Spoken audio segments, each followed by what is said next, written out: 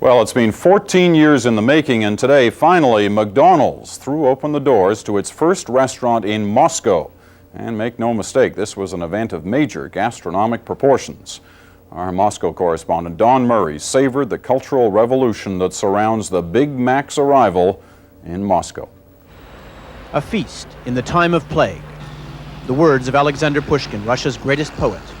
In this new time of troubles, on the square that bears his name and statue, Pushkin now contemplates McDonald's. And the question is, was this the feast he wrote about?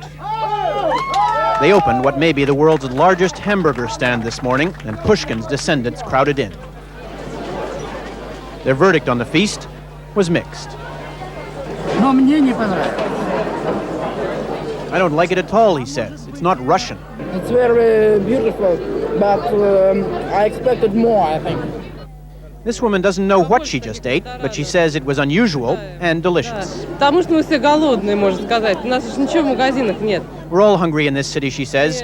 We need more of these places. There's nothing in our stores or restaurants. If you're McDonald's with a restaurant that can serve up to 15,000 meals a day, how do you ensure that you don't run out of food, like everyone else? The answer lies in a Moscow suburb, a complete food processing plant, part of McDonald's $50 million investment here, where 14,000 buns per hour are baked, where 3,000 tons of potatoes are peeled and measured, where 10,000 patties an hour are prepared and frozen. That's expensive, and so is the end product for the Soviet consumer. A Big Mac, French fries, and a drink is the equivalent of half a day's wages. Some unhappy Muscovites are publicly protesting. 7 or 8 rubles for lunch, he says. They're ripping us off. But those inside are still trying to digest the service. I spilt my milkshake, he says, and I thought they'd bawl me out. Instead, they gave me another one. All of the staff have been taught to smile relentlessly, all the time. I smile to anybody and they say, "Oh, what's wrong? What's wrong? I wonder what has happened. Why do you smile?" They think that I'm laughing at them.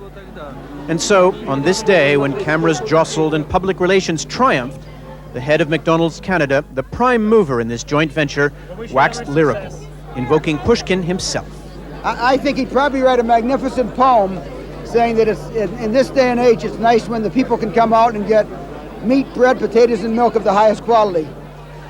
What Pushkin did write was this: happiness can only be found in communal pursuits. They started lining up this morning at 4 o'clock. Happiness today in Moscow lay in the communal pursuit of a Big Mac. Don Murray, CBC News, Moscow. And 2 more signs of the instant hit McDonald's was today. The store had to stay open several hours past its posted closing time because there were so many people still in line. And the store set a McDonald's record for most people served on an opening day, 30,000.